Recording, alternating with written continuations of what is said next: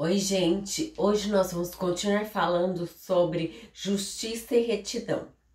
Jesus destruiu o senso de justiça da humanidade. Diante dessa compreensão que Jesus é a justiça de Deus, nós podemos construir uma visão de legalidade do mundo. Assim como lemos em Romanos 3, 20 e 22, não existe distinção entre os que creem. Não importa o que fizemos ou o tamanho da nossa culpa que carregamos no nosso passado, pois a redenção, ela foi suficiente para nos tornarmos perfeitos e iguais diante do Pai. Este é um entendimento necessário para nós levarmos libertação para as pessoas, ao invés de juízo. Em Tiago 4, 12, um só é um legislador e juiz, aquele que pode salvar e fazer perecer. Tu, porém, quem és? O que julga o seu próximo? Desta forma, sabemos o motivo pelo qual Jesus veio ao mundo, deixando de apontar os seus erros e o seu passado e levando as boas obras do reino e de reconciliação. Se todo mundo pecou e foi destituído da glória de Deus, então nós estamos na mesma posição, redimidos pelos nossos irmãos. Ao contrário que todo mundo faz, nós precisamos abandonar o nosso julgamento humano, anunciando para aqueles que ainda não creem que existe perdão para os pecados e uma vida abundante diante de Jesus. O senso de justiça próprio nos impede de expressarmos a justiça que vem de Deus.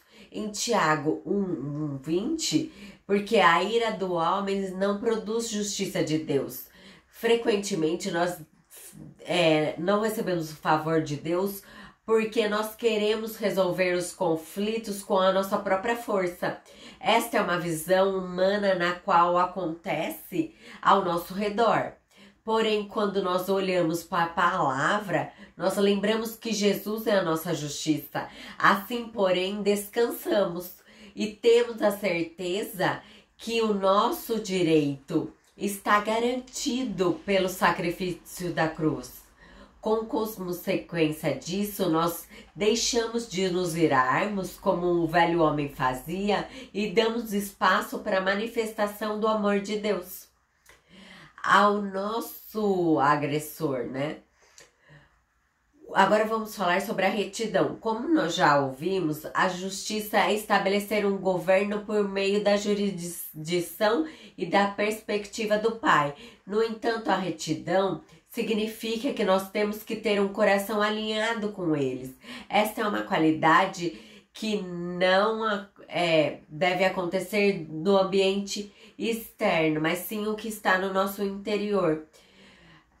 O coração reto, ela sempre estabelece a justiça divina como resultado no novo modelo que foi ordenado, que vem de Deus, a instituição do reino de Deus aqui na terra. Diante disso, encontramos na palavra a maneira de desenvolver um coração reto, que está em Salmos 51:10. Cria em mim, ó Deus, um coração puro e renova em mim um espírito reto.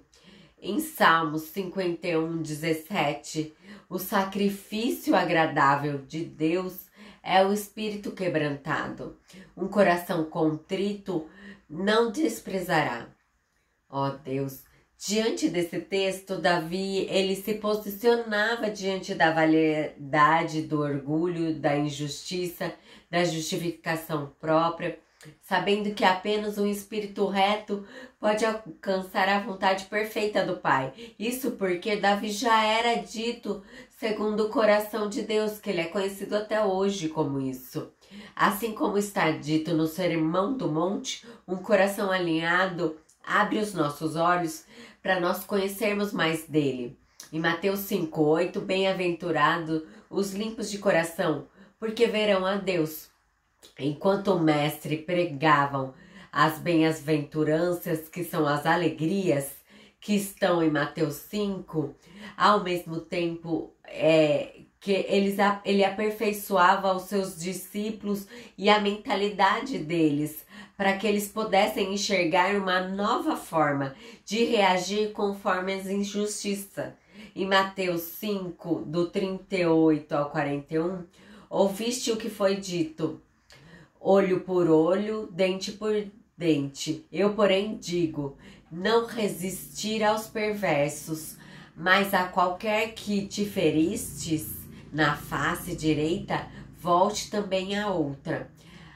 Qualquer que queira derramar contigo e tirar sua túnica, deixe também sua capa. Se alguém te obrigar a andar uma milha, ande duas. Sendo assim, Jesus estava ensinando a obediência.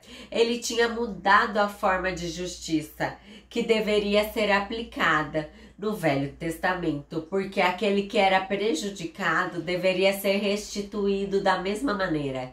Se alguém oferecesse o seu olho, ele teria que pagar com a sua própria visão.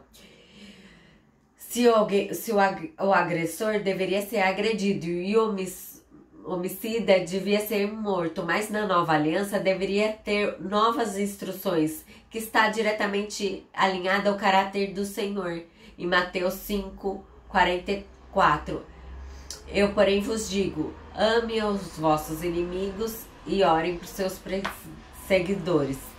Apesar de ser contrariado o amor e o perdão, isso vem a uma justiça que vem do coração de Deus, porque nós fomos salvos dessa condenação.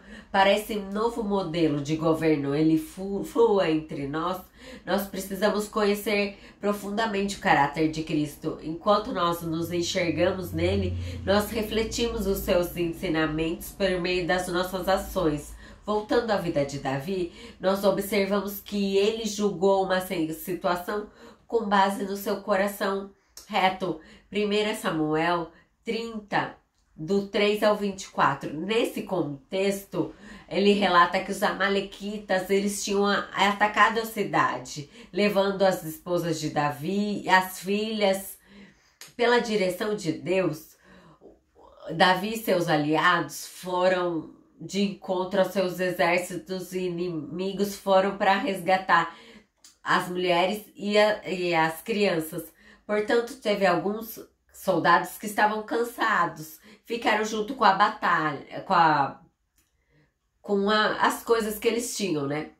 Visto que eles já tinham vencido a luta, que eles foram batalhar e venceram, mas alguns não quiseram dividir. Mas desse modo, o rei, ele demonstrou o seu coração alinhado com a vontade de Deus. Ele concedeu uma justiça divina, que todos deveriam receber partes iguais daquele que tinha conquistado.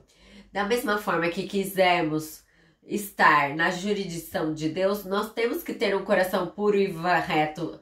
Quando nós estamos alinhados com a vontade de Deus, nós abandonamos a injustiça e somos abraçados pela graça, que vem através de Jesus. Logo, um caminho de retidão é essencial para mudarmos uma situação que está no nosso redor, de acordo com o padrão do reino. Muitas pessoas vêm carregando essa culpa às nossas voltas e com o senso de justiça próprio. Diante disso, peça a direção para o Espírito Santo, para você ensinar a direção do Espírito Santo. Deixe o seu like, se inscreva no canal. Até!